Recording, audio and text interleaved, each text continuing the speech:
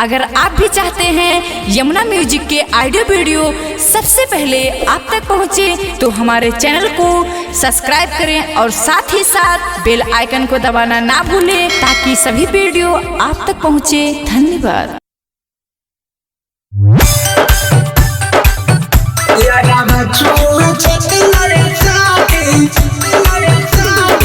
माँ Vaishno recording studio Delhi.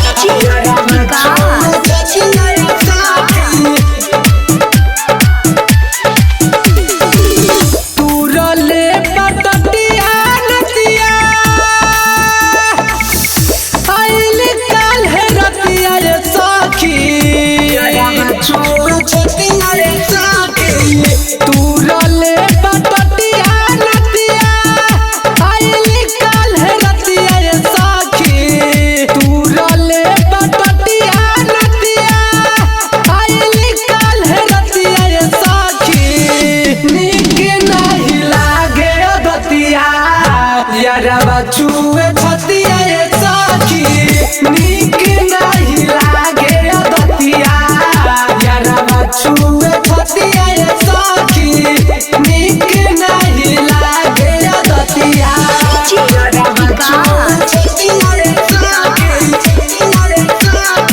माँ Vaishno recording studio Delhi.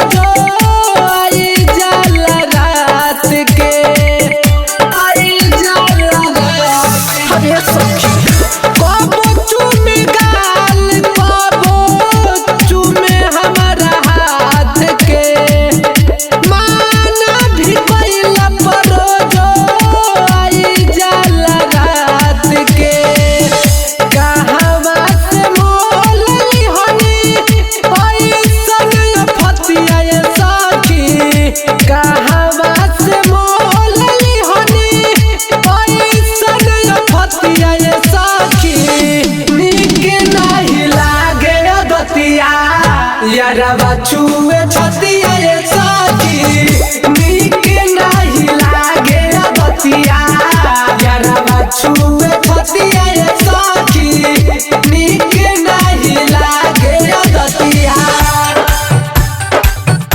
यारा छुए छतिया